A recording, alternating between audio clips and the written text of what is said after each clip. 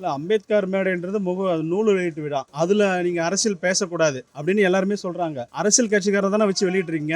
ஆதவ அர்ஜுன் யாரு அவரு விசிகாரரு, விஜய் யாரு டிவிகே கட்சிக்காரரு. இவங்க 2 பேருமே சேர்த்து அரசியலே பேசக்கூடாதுன்னா அவங்க திங்கிற சாப்பாடு முதல் கொண்டு அரசியல் இருக்கும். அவர் ஒடுக்கப்பட்ட மக்கத்துல நிக்கிறாரு. அவர் விஜய் அம்பேத்கர்ன்றது ஒரு பெரிய பவர் பொலிட்டிஷியனுக்கு அதை எடுக்காத அரசியல்வாதிங்க யாரும் இருக்க மாட்டாங்க.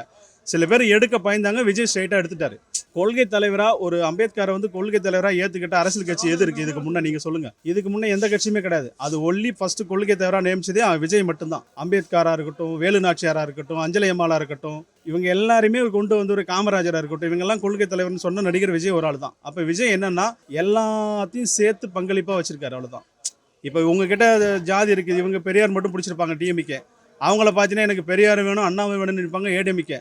சில பேர் பார்த்தீங்கன்னா சாமி இல்லைன்னு கும்பிட்றதும் இருக்குது, சாமி இருக்குன்னு கொள்றது இருக்குது. ஆனால் விஜய் எல்லாமே வேணும். பெரியார்கிட்ட எனக்கு ஒரு கொள்கை வேணாம்னா அது சாமி கொள்கை வேணாம், மீதி எல்லாமே நான் பெரியார்ட்ட எடுத்துக்கிறேன் அப்படின்னு சொல்கிறது தான் ஒன்று. அதனால் அதில் ஒன்றும் தவறு இல்லைங்க. விஜய் பஞ்சது 100% வரவேற்கிறது தான். அரசியல் ஸ்பீச் நல்லா இருக்குது, அதெல்லாம் ஒன்றும் தப்பு இல்லை. நம்ம யாரையுமே கிரிட்டிசைஸ் பண்ணக்கூடாது. இப்போ தான் அரசியலுக்கு வந்திருக்காங்க, என்ன பண்ணுவாங்கன்றதை நம்ம அப்புறமேட்டு பார்த்துட்டு அதுக்கப்புறம் கிரிட்டிசைஸ் பண்ணலாம். அதுக்கு முன்னே வந்த உடனே பண்ணனா ஏற்கனவே 60 வருஷமாக இவங்க தான் இருக்காங்க 2 பேரும்.